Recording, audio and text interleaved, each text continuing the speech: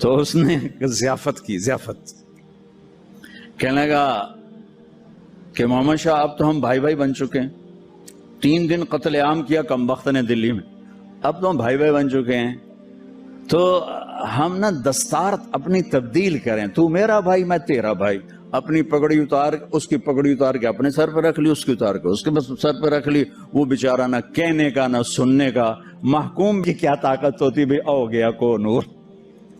وہاں سے آیا احمد شاہ ابدالی کے پاس، افغانستان سے پھر انگریزوں نے قابو میں کیا، پھر اسے ملکہ وکٹوریا تک پہنچایا گیا، تو انگریز یہاں انٹر ہوا۔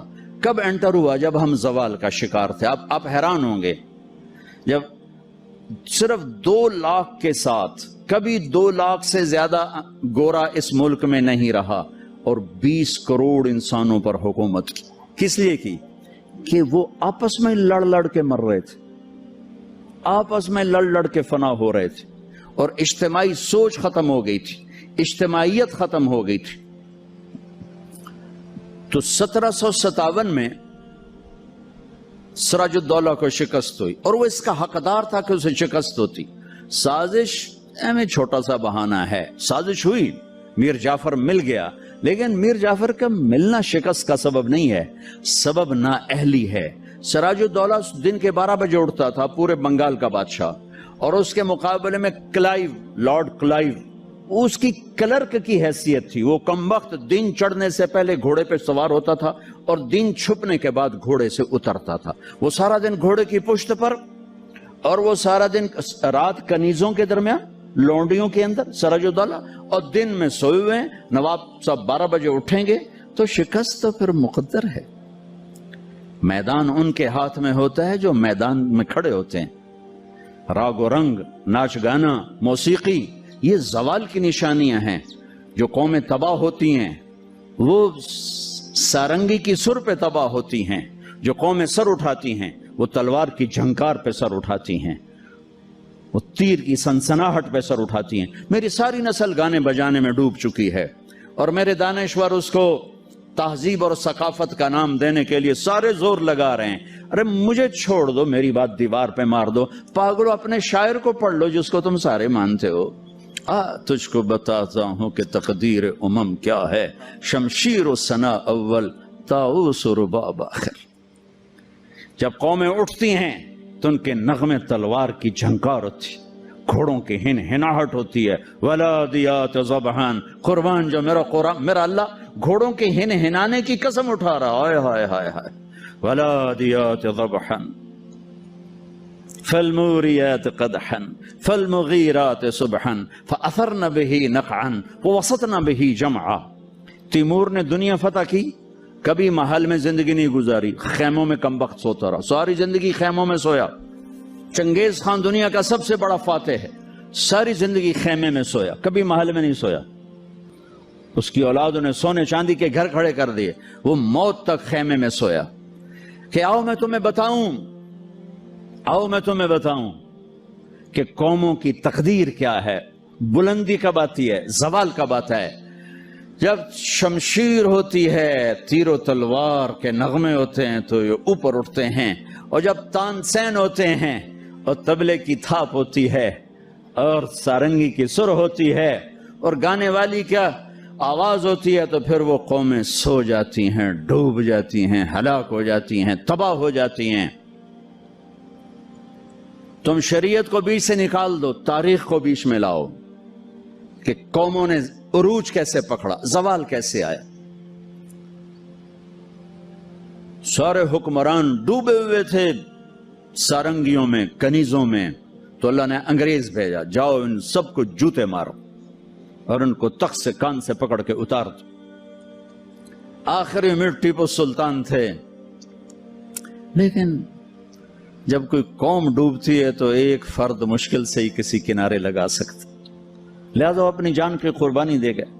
1799 4 مئی 1799 دریائے توی وہاں بہتا ہے، اس میں اپریل کے اینڈ میں سیلاب شروع ہو جاتے ہیں اور فوجیں رک جاتی ہیں، لیکن میرے اللہ کو مسلمانوں کا اقتدار ختم کرنا تھا، تو اس سال موجیں نہیں آئیں، سیلاب ہی نہیں آیا۔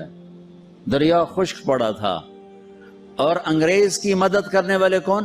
نظام الدین، حیدرآباد کے مسلمان حکمران۔ مرہٹے تو چلو ہندو تھے۔ جب ضمیر سوتا ہے، جب حکومتیں کیوں چھینی؟ کہ ٹیپو جیسے شاہ سوار کے لیے، شیر نر کے لیے نظام الدین کی فوج آ رہی، مسلمان فوج آ رہی، اس کے لیے تو انہیں ڈوبنا چاہیے، انہیں مرنا چاہیے، انہیں غلامی کا طوق پہننا ہوگا۔ میرے رب کا نظام ہے، میرے رب کا قانون ہے کہ یہاں نااہل کو نہیں بٹھایا جا سکتا، اہلی آتے ہیں تو نظام چلتا۔ وہاں میر صادق جڑ گیا، ادھر میر جعفر جڑ گیا۔ این جب وہ اگر یہ نہ بھی ہوتا نا تو بھی ہو ہی جانا تھا۔ میر صادق نے کہا بھائی وہ تنخواہ لے لو، فوج انگریز نے حملہ کیا، وہ کہتا آؤ بھائی تنخواہ لے لو، سارے تنخواہ لے لو۔ وہ پتہ نہیں کیسے کرائے کے فوجی تھے، وہ تنخواہ لینے کے لیے دوڑ گئے۔ ٹیپو کھانا کھا رہے تھے، نوالا ہاتھ میں تھا کہ شور پڑا کہ جی قلعے کی دیوار ٹوٹ گئی، فوجیں داخل ہو گئیں، کھایا نے بھی چھوڑ دیا۔ شیر کی ایک دن کی زندگی گیدڑ کی 100 سال کی زندگی سے بہتر ہے۔ انہیں پتا تھا اب کوئی راستہ نہیں ہے، اپنی جان کا نذرانہ دیا تو جنرل ہیرس نے کہا آج ہندوستان ہمارا ہے۔ پھر دلی بھی آ گئے۔ شاہ عالم ثانی کے زمانے میں دہلی میں انگریز داخل ہو گئے، اور پھر بہادر شاہ ظفر جو 1857 کی جنگ آزادی، وہ ایک ایسے جیسے یہ ہمارا جلوس نہیں ہوتا، جلوس، ان جلوسوں نے کبھی کچھ کیا؟ جلوسوں سے کچھ نہیں ہوتا سوائے کہ 2-4 گڈیاں ساڑو، 2-4 سائن بورڈ بن دیو تو جاندے گراہ گیران دے بوجھے لٹ لو۔ تو وہ ایک جلوس تھا، نہ کوئی نظم تھا، نہ کوئی ترتیب تھی۔ اور ظلم کا جواب ظلم نہیں ہوتا ہے۔ جب انہوں نے دلی پہ قبضہ کیا تو انگریز عورتیں تھیں وہاں، 70 انگریز عورتیں تھیں اور 30-40 بچے تھے، انہوں نے سب کو ذبح کر دیا۔ ان کے ساتھ اللہ ہوگا جو عورتوں کو ذبح کر دیں، جو بچوں کو ذبح کر دیں۔ میرا دین ظلم کی اجازت نہیں دیتا۔ حضرت علی اور یہودی آپس میں جنگ ہو رہی، خیبر، قمواس کا قلعہ، ابھی بھی اس کی دیواریں کھڑی ہیں۔ میں پچھلے سال گیا تھا وہاں، اس کو دیکھا تھا جا کر، جہاں سے حضرت علی چڑھے، دروازہ توڑا سر، تو اس پر وار کرنے لگے، اس نے منہ پہ تھوک دیا، تلوار پیچھے کر لی، کہ چلو دوبارہ۔ کہنے لگے ہیں دوبارہ کیوں؟ مجھے قتل کیوں نہیں کیا؟ تو میرے اوپر چھا گیا تھا، کہ پہلے تو میں اللہ کے لیے قتل کر رہا تھا، جب تو نے میرے منہ پہ تھوکا تو مجھے غصہ آ گیا، مجھے ڈر لگا کہ تمہارا قتل میرے غصے کی وجہ سے کہیں نہ ہو، اللہ نہ ناراض ہو جائے، میں تمہیں اللہ کے لیے قتل کر رہا ہوں۔ اس نے کہا میاں مجھے کلمہ پڑھا دے، مجھے نہیں لڑنا۔ اور جب اسلامی لشکر جاتے تھے تو حکم ہوتا تھا کسی بچے کو نہیں قتل کرنا، کسی عورت کو نہیں قتل کرنا، کسی گرجے کے راہب پادری کو نہیں قتل کرنا، بوڑھوں کو نہیں قتل کرنا، درختوں کو آگ نہیں